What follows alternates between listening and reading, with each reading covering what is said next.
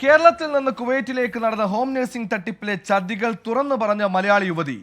കുവൈറ്റിൽ ഭക്ഷണം ലഭിക്കുന്നില്ലെന്നും ഏജൻസിയിലുള്ളവർ പീഡിപ്പിക്കുകയാണെന്നും വയനാട് സ്വദേശിനിയുടെ വെളിപ്പെടുത്തൽ. എങ്ങനെയും നാട്ടിലെത്തിക്കണമെന്നും ഗത്യന്തരമില്ലാതെ ആത്മഹത്യക്ക് ശ്രമിച്ചെന്നും കുവൈറ്റിൽ കുടുങ്ങിയ യുവതി 24-നോട് വെളിപ്പെടുത്തി.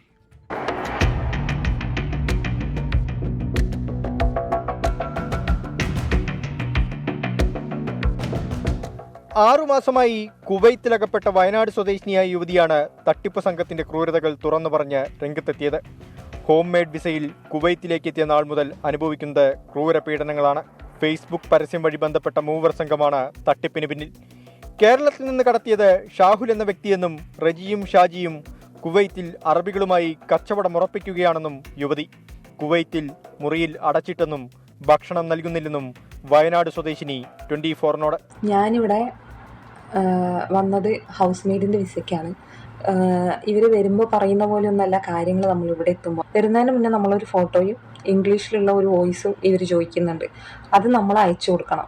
അവരുടെ അടുത്ത്, അതായത് ആ എംപ്ലോയറുടെ അടുത്ത് ക്യാഷ് മേടിച്ചിട്ടാണ് ഇവർ പറഞ്ഞയക്കുന്നത്. ഈ റജി എന്ന് പറയുന്ന ആൾ വളരെ മോശമായിട്ട് നമ്മളോട് സംസാരിക്കുന്ന, ഒരു സ്ത്രീയാണെന്നുള്ള പരിഗണനയോ മറ്റു കാര്യങ്ങളോ ഒന്നും തരില്ല.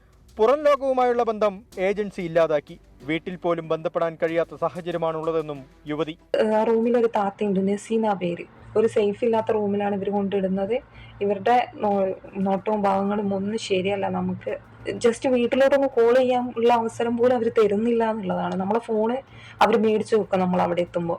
അപ്പോൾ എങ്ങനെങ്കിലും ഇവിടെ നിന്ന് രക്ഷപ്പെടുത്തണം എന്നാണ് എനിക്ക് പറയാനുള്ളത്. യുവതിയുടെ പരാതിയിൽ അന്വേഷണം പുരോഗമിക്കുകയാണ്. വിഷയത്തിൽ അടിയന്തര ഇടപെടൽ വേണമെന്നും തട്ടിപ്പ് സംഘത്തിന്റെ കെണിയിൽ കുടുങ്ങിയ യുവതികളെ ഉടൻ രക്ഷപ്പെടുത്തണമെന്നുമാണ് കുടുംബങ്ങളുടെ ആവശ്യം. അരുൺ പാറക്കൽ, 24, കാസർഗോഡ്.